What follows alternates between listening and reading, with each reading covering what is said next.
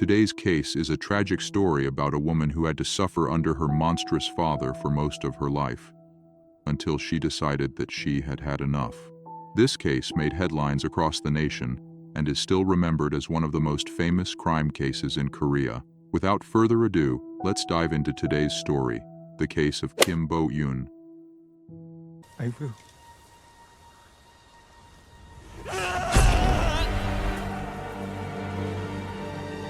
On January 17, 1992, a police station in Chungju City, North Chungcheong Province, received an urgent call from a woman reporting that a robber had broken into her house.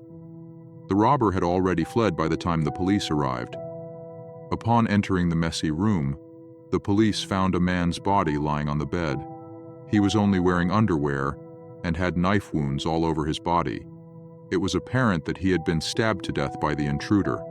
The woman who called the police was his daughter, Kim Bo Eun. She looked frightened and nervous, but she didn't seem too shocked by her father's death, explaining the situation in a relatively calm manner.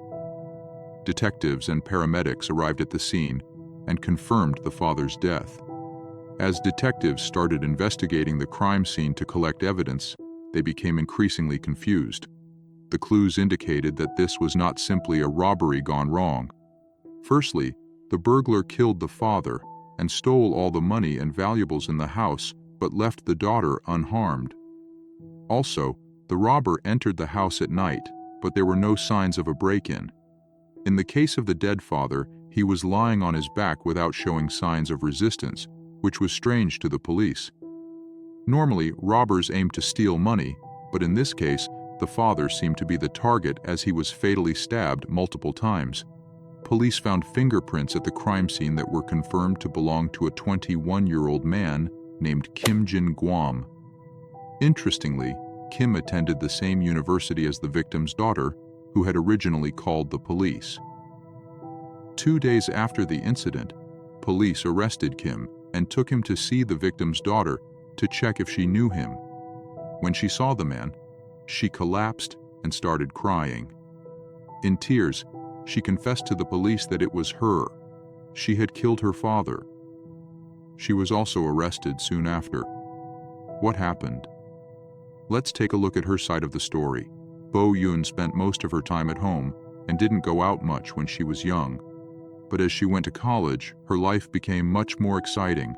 She loved campus life and fell in love with Kim Boeun, who showed her that life could be happy and warm.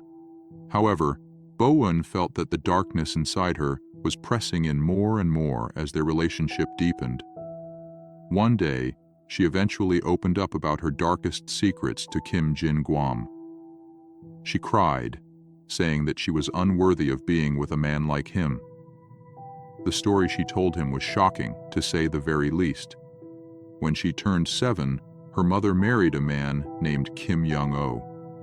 They lived a happy life for the first 2 years together. But when she turned 9, Kim Young-oh started touching her when her mother was not at home. He then violated her whenever he got the chance.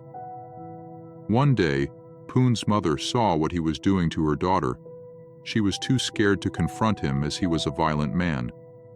After that incident, he got bolder and did the act on Poon whenever he wanted, even in front of his wife. There were times when he violated both of them simultaneously. Bo Eun testified that after she turned 12, he took advantage of her almost every day, even during her period and while she was in the shower. He often showed her obscene and sadistic videos and forced her to demonstrate the act. When she tried to call the police, he threatened her with a knife and rat poison, saying that if she told anyone what was going on, he would kill her. So she had to endure hell for 12 years. Kim Young-oh was a high-ranking official at the prosecutor's office with great power back then. Both mother and daughter were terrified that he would kill them and get away with it. When Bo Eun told her story to Jin Guan, he held her in his arms and said it was okay. To keep her away from her father, Jin Guan decided to meet her father and tell him that they were in a serious relationship. But he was threatened by Kim Young-oh, who said he would kill them both if they didn't stop seeing each other. Jin Guan persuaded her to report it to the police. She told him that she had done it before, but police officers would come to the house only to bow to her father, who was a powerful man. It was not uncommon for people working at the prosecutor's office to wield such power in the early 1990s. They felt no one could help them, so they came up with a plan to kill him, disguise it as robbery, and find freedom. However, they failed, as the couple was arrested upon discovering the truth behind the case. This case attracted the attention of the entire country. Student volunteers and civic groups formed a special committee, and 22 pro bono attorneys volunteered to represent the couple. To protect victims and punish perpetrators more harshly for sexual violence, they urged the introduction of a special law. The trial began, and the couple's lawyers argued that Kim Boeun was unable to protest or resist her father's horrific actions, as she was constantly threatened by him, who made her believe that no one could help her out of it. The team argued that Jin Guam was not guilty of murder because he acted in self-defense to protect Boeun's life. However, the court did not accept the self-defense argument. The couple's legal team then claimed that Boeun was in a mentally weak state due to PTSD, but this claim was also dismissed. On April 4, 1992, the first trial found the couple guilty of murder. Kim Jin Guam was sentenced to 7 years in prison, and Kim Bo Eun was sentenced to 5 years. They appealed, and Jin Guam's sentence was reduced to 5 years, while Bo Eun's sentence was put on probation for 5 years. In 1993, the Kim Yong-sam administration granted a special pardon to Bo Eun, and Jin Guam's sentence was also reduced by half. He was released from prison on February 17, 1995. The case reignited calls for a special law to protect sexual violence victims, following a similar case in 1991 involving an assault victim named Kim Bo Eun, who killed her childhood abuser.